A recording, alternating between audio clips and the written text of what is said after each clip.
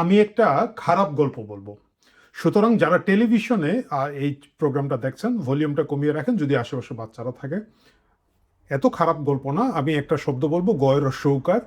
এই শব্দটা বলে গল্পটা বলতে হবে, কারণ না হলে ঠিক মজা পাওয়া যাবে না। গয়ের সৌকার শব্দটার হাদি শব্দ, হাদি শব্দ না, প্রতিশব্দ বললে আসলে এই গল্পটার খুব মজা পাওয়া যাবে না।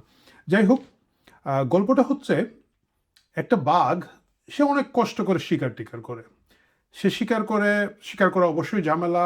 সারাদিন একটা প্রাণীর পিছনে পিছনে ছুটতে হয়, তারপরে গিয়ে দৌড়ে ধরতে হয়। প্রায় সময় দৌড়ে পালিয়ে যায়, হরিণ খায়, হরিণ অনেক দূরে দূরে লাফিয়ে লাফিয়ে চলে যায়, এবং বাঘের অনেক কষ্ট। এই কষ্ট দেখে তাকে শিয়াল বলল যে, বাঘ মামা শুনেন, আপনি এত কষ্ট করেন কেন? ইজি ফর্মুলা আছে। বলে, কি ইজি ফর্মুলা? বলে, লুক এট দ্য ডগ, কুত্তার দিকে তাকান। কুত্তা কি খায়? কুত্তা গু খায়, এবং এটা খুব ভালো। বলে, কেমনে ভালো? বলে, প্রথম হলো কোনো কষ্ট করা লাগে না। কেউ রাস্তাঘাটে হাগু করলে সে গিয়ে মুখ দেয়, খায়, এবং সে খেয়ে খুব আসে, এবং সে এটা ভালো কারণ হচ্ছে এটা প্রকৃতি ঠিক রাখে, পরিবেশ ঠিক রাখে, পরিবেশ দূষণ কমায়, ক্লিন রাখে, সব কিছু একটা সোশ্যাল ওয়ার্ক হয়। উল্টা দিকে আপনি কি করেন? আপনি প্রাণী হত্যা করেন। প্রাণী হত্যা মহাপাপ, প্রাণী হত্যা করা ভালো না, এটা তো খুব খারাপ কাজ। আপনি আরেকটা প্রাণ ধ্বংস করে ফেলেন। বাঘ দেখলো যে যুক্তিটা তো ভালোই, এখন থেকে আমি তাহলে গু খাবো। বাঘ চেষ্টা করা শুরু করলো। বিভিন্ন জায়গায় গিয়ে জনপদে বসে থাকে রাতের বেলা, লোকজন হাগু করে চলে যায়, সে গিয়ে খাওয়ার চেষ্টা করে। বাঘ গু খেতে পারে না। প্রিয় দর্শক, বাঘ যখন গু খেতে চায় সে না খেয়ে মারা যায়। আমি এই কথাটা এই কারণে বললাম, সম্প্রতি একজন সোশ্যাল মিডিয়া পরিচিত ব্যক্তি মারা গিয়েছেন। আপনারা অনেকেই জানেন যে তিনি হয়তো রিল টিল এগুলো বানাতেন এবং ভিডিও বানাতেন, কারিনা কায়সার। উনি মারা যাওয়ার পরে ব্যাপক সংখ্যক লোকজন যারা মুক্তিযুদ্ধের পক্ষের, বাংলাদেশের পক্ষের, তারা আলহামদুলিল্লাহ বলা শুরু করেছেন। ফেসবুকে দেখলাম আমি শত শত নয়, হাজার হাজারের লোকজন আলহামদুলিল্লাহ বলছে। এই আলহামদুলিল্লাহ বলাটা শুরু করেছিল এই দেশে কারা? 71-এর পরাজিত শক্তি যারা, ঘাতক দালাল যেগুলো আছে তারা। যখনই আওয়ামী লীগের কোনো লোক মারা যেতেন, বা সাধারণ মানুষ যারা মুক্তিযুদ্ধের পক্ষে, বাংলাদেশের পক্ষে, অসাম্প্রদায়িকতার পক্ষে কেউ মারা গেলে, তারা এই জিনিসটা গত কয়েক বছর ধরে ফেসবুকে শত শতভাবে আলহামদুলিল্লাহ বলে। এই যে জামাত শিবিরের বট বাহিনী যে গু খায়, এখন আপনারা বাঘ হয়ে যদি সেই গু খাওয়া শুরু করেন, জিনিসটা আসলে আপনারা পারবেন না। ভাই, এটা মেনে নিতে হবে। হ্যাঁ, আমি সবই মানলাম, পরিবেশ পরিষ্কার হয়, এটা হয়, ওইটা হয়। ওই শিয়াল মামার বুদ্ধিতে যদি আপনারা এটা করতে চেষ্টা করেন, এটা পারবেন না, কারণ এটা বাই ডিফল্ট এটা বাঘের খাবার না, এটা কুত্তার খাবার। সুতরাং আপনারা যারা এই কাজটা করছেন, তারা আমার কাছে মনে হয় সঠিক করছেন না। আপনারা বলবেন যে এখন এই সব কথা ভদ্রলোকের মতো কথাবার্তা বলছেন আপনারা, কিন্তু তারা কি না কি করেছে, আমাদের লোকজন কে এই করেছে, সেই করেছে, মেরেছে, নির্যাতন করে। আমি প্রত্যেকটা জিনিস মেনে নেই। ইভেন আমি আজকে পর্যন্ত দেখলাম যে একটা ছাত্রলীগ করা ছেলেকে বাঁচাতে গিয়েছিলেন তার মা কোথায় যেন, এবং তাকে মেরে, মানে তিনি মারা গিয়েছেন। আমরা দেখেছি যে সদ্যজাত শিশুর জন্য দুধ কিনতে গিয়েছিলেন সেই সাবেক ছাত্রলীগ নেতা, বহু আগে উনি ছাত্রলীগ করতেন, তাকে পিটিয়ে মেরে ফেলা হয়েছে। আমরা দেখেছি জাহাঙ্গীরনগরে পিটিয়ে মেরা হয়েছে, আমরা দেখেছি অসংখ্য জায়গায়। এই বাংলাদেশে মতিয়া চৌধুরীকে কবরের মাটি দেওয়া হয় নাই, একটা কবর বরাদ্দ দেয় নাই এই তথাকথিত এই যে ইউনূস সরকারের তার গং এবং এখন। আমরা দেখেছি এখানে মুক্তিযোদ্ধা নূর মজিদের মতো মানুষ জেলখানায় মারা গিয়েছেন। খুবই ক্লিন একজন মন্ত্রী ছিলেন, খুবই ক্লিন একজন নেতা, কেউ বলতে পারবে না কোনোদিন তার নামে কোনো ধরনের দুর্নাম শোনা গিয়েছে। তিনি মারা গিয়েছেন। গিয়েছেন সেটা বড় কথা না, মারা যাওয়ার পরও তার হাত কড়াটা খোলা হয় নাই। একজন মৃত মানুষকে তারা এই পরিমাণ ভয় পেয়েছে। আমি জানি এই দুঃখ, এই কষ্ট, এই বেদনা আপনাদের আছে, এবং সেই কারণে রাগে ক্ষোভে আপনারাও চেষ্টা করছেন যে এই তাদের মতো করে আলহামদুলিল্লাহ বলার, আপনারা চেষ্টা করছেন উদযাপন করার। Trust me, that's not the right way to do that. কারণ আল্লাহ বাঘকে একভাবে বানিয়েছে, কুত্তাকে আরেকভাবে বানিয়েছে। কুত্তা হওয়ার চেষ্টা করেন না, কুত্তা হতে পারবেন না। আমি এখানের মধ্যে অসংখ্য উদাহরণ আপনাদেরকে দিতে পারবো। যারা ভালো রাজনীতি সাবস্ক্রাইব করতে চায়, যারা ভালো কাজ করতে চায়, তারা একভাবে চেষ্টা করতে হবে, এবং যারা খারাপ করতে চায় তারা হয়তো সাময়িকভাবে বিজয়ী হয়, সাময়িকভাবে ক্ষমতার দম্ভ দেখায়, কিন্তু লং রানে এগুলো টিকে থাকে না। আপনাদের মূলত প্রশ্ন করতে হবে, আপনাদের সাধারণ মানুষ কি রাজনীতি চায়, মানুষ কি ধরনের ব্যবহার আশা করে একটা আদর্শ জায়গা থেকে, আপনাদেরকে এটা করতে হবে। যাত্রা দীর্ঘ হবে, তারপরে করতে হবে। আমি বলি আপনাদেরকে, 80-র দশকে ম্যাকডোনাল্ডস, আপনারা সকলেই জানেন যে ম্যাকডোনাল্ডস হচ্ছে খুবই জনপ্রিয় বার্গার চেইন, সারা বিশ্বে তাদের অনেকগুলো সাফল্য আছে।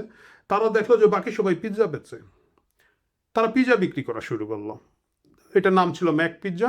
স্বাদ ভালো, খারাপ না, গুড কোয়ালিটি, ম্যাকডোনাল্ডসের কোয়ালিটি স্ট্যান্ডার্ড প্রসিডিওর। ম্যাকডোনাল্ডসের পিৎজা ভয়ঙ্করভাবে ফেল করলো। কেন ফেল করলো? কারণ লোকজন পিৎজা খাওয়ার জন্য পিৎজা হাটে যায় বা ওই রকম পিৎজার আর একটা দোকানে যায়, ম্যাকডোনাল্ডসের পিৎজা খেতে আসে না। ম্যাকডোনাল্ডসের উচিত হয় না পিৎজা বিক্রি করা। একইভাবে আপনাদের উচিত না আরেকটা জামাত শিবির হওয়া, আপনাদের উচিত না আরেকটা কুৎসিত রাজনীতিকে আরো বড় কুৎসিত হয়ে আরো নোংরামি করে সেটাকে এস্টাবলিশ করা। আমি আপনাদের সকল বেদনা, সকল ব্যথার সব কিছুকে মেনে নিয়েই বলছি, লং রানে এই জিনিসটা আপনারা পারবেন না। আপনাদের আত্মাকে কলুষিত করবে, আপনাদের বিবেককে কলুষিত করবে। আপনারা এই পথে হেঁটে খুব একটা সাকসেসফুল হতে পারবেন না। কারণ তাদের মতো করে যাকে তৈরি করা হয়েছে গু খাওয়ার জন্য, তার সাথে আপনি এজ এ বাঘ কম্পিট করে পারবেন না। এটা বাস্তব না ভাই। এই জিনিসগুলা আপনারা যত আগে বুঝতে পারবেন তত সুবিধা হবে। আমরা দেখেছি গত 1 দশক 1.5 দশক ধরে আওয়ামী লীগ যারা করতো, আওয়ামী লীগ নিজেকে আওয়ামী লীগের মূল ধারা থেকে সরিয়ে এইসব ধারার মধ্যে যাওয়া শুরু করলো। মানে উদ্ভট কাহিনী।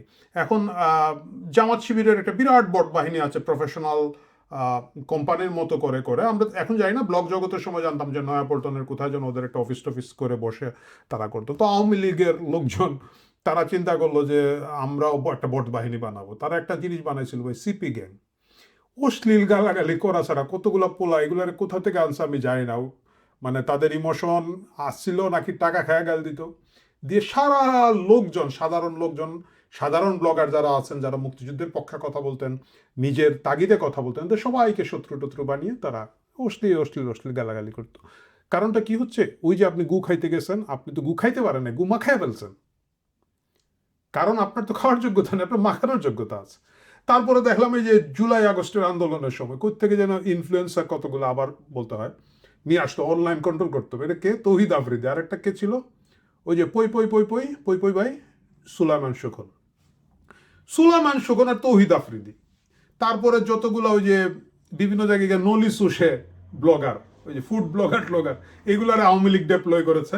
এরা নাকি ন্যারেটিভ নির্মাণ করবে, মানে ন্যারেটিভ বা অনলাইনে লোকজনকে বুঝাবে, কিছু একটা করবে। আচ্ছা আপনি বলেন, মানে হিরো আলম, তৌহিদ আফ্রিদি, হিরো আলমটা বোধহয় নেয় নাই, হিরো আলম তো নেয় নাই, বাট তৌহিদ আফ্রিদি, সুলাইমান সুখন, এইগুলোকে দিয়ে আপনি ন্যারেটিভ নির্মাণ করতে পারবেন? সুতরাং এই চেষ্টাটা না করাটাই ভালো। এই চেষ্টা আপনাদেরকে খুব একটা সাকসেস দিবে না। এখন আপনারা অনেকে বলবেন যে ভাই, আমরা যখন মারা যাই তারা তো শত শত লোক, হাজার হাজার লোক আলহামদুলিল্লাহ বলে, আমরা জানাজাতে গেলে জানাজাতে গ্রেফতার করে ফেলে। আমি মানে বড় বড় ঘটনাগুলো, 32 নম্বর ভেঙে ফেলা বা বঙ্গবন্ধুর ভাস্কর্যের উপরে উঠে নৃত্য করা, এই জিনিসগুলোর উদাহরণে যাচ্ছে না। আপনি নর্মালে যান, যে মারা গেলে আলহামদুলিল্লাহ বলে বল। আমি তো চাই তারা বলুক। তারা যখনই আপনার মৃত্যুতে আলহামদুলিল্লাহ বলবে, এর মানে হচ্ছে আপনার জীবন সার্থক। এর মানে হচ্ছে আপনি যে কাজটা করছেন সেই কাজটা সঠিক ছিল। এই যে ধরেন এখন শাহরিয়ার কবির গ্রেফতার আছে, শাহরিয়ার কবিরের ফাঁসি দিবে এখন এই বিএনপি সরকার, মানে ওই 4 দলীয় জোটের সেই এক্সটেনশন থেকে এইটা করবে। ইনু সাহেবের নামে তো আমাদের হাসানুল হক ইনুর নামে তো অলরেডি মৃত্যুদণ্ড চেয়ে ট্রাইব্যুনালে আবেদন করা ফেলা হচ্ছে। শাহরিয়ার কবিরের ক্ষেত্রে সেটা করবে, তাকেও জড়িয়েছে, আরো 2-4 জনকে করবে। এই যে করবে, এটা তো তারা করবে। আজকে শাহরিয়ার কবির যদি মারা যান, বা ধরেন মুক্তিযুদ্ধের পক্ষে যে কোনো অ্যাক্টিভিস্ট যদি মারা যান, সে মারা যাওয়ার পরে যদি এখন জামাত শিবির যদি এসে এখানে কান্নাকাটি করে, এটা কি ভালো লাগবে? শহীদ জননীর জাহানারা ইমামকে যতক্ষণ এই সাইদিরা জাহান্নামের ইমাম বলতো, ততক্ষণ পর্যন্ত জাহানারা ইমামের আন্দোলন সঠিক, ততক্ষণ পর্যন্ত। এটাই হচ্ছে আপনার রিকগনিশন, এটাই হচ্ছে আপনার পুরস্কার। এই যেমন ধরেন আমার কথা বলি, আমি 2013 সালে হার্ট অ্যাটাক হলো, তারপরে অনেক জটিল কাহিনী ভাই, আমার ফ্যামিলি সবার আছে। শুধু এই বছরের ঘটনায় যদি বলি, আমার আম্মার আবার রিং লাগাতে হয়েছে। আমার ছোট ভাই যে অনেক স্বাস্থ্য টাস্থ্য মেনটেন করে চলে, জিম টিম করে, তাকেও গত মাসের আগের মাসে বাইপাস করতে হয়েছে। সুতরাং আমাদের ধরেন এই হার্টের একটা প্রবলেম আছে, 13 সালে আমার হার্ট অ্যাটাক হয়েছে, 22 সালে আমাকে হার্টে আবার জটিলতা তৈরি হলো, বাংলাদেশে এবং ব্যাংককে সাহস করলো না, আমাকে লন্ডনে এসে চিকিৎসা নিতে হয়েছে, বাইপাস করতে হয়েছে, এবং তারপর থেকে প্রতি বছরই 6-7 মাস ধরে থাকতে হয়। গত 2-3 বছর ধরে তো আর একেবারেই আছি এখানে। এবং ওই যে আপনারা ভিডিও চান, ভিডিও দিতে পারি না, কারণ মাসের সপ্তাহের এইখানে ওইখানে বাসায় হাসপাতালে রোগের শোকে চলে যায়। এখন আমার তো, আমি তো আর বেশি দিন বাঁচবো না, মারা যাবো হয়তো। তা আমি মারা যাওয়ার পরে যদি জামাত শিবির কান্নাকাটি করে, মারা যাওয়ার পরে কি আমি শান্তি পাবো বলেন? আমি তো শান্তি পাবো না। আমি মারা গেলে ওরা ইন্নালিল্লাহ পড়বে, তাইলে তো ওকে কি হলো। আমি মারা যাওয়ার পর ওরা আলহামদুলিল্লাহ পড়বে, মানে হচ্ছে গিয়ে তাদেরকে আমি যথেষ্ট পেন দিতে পেরেছি।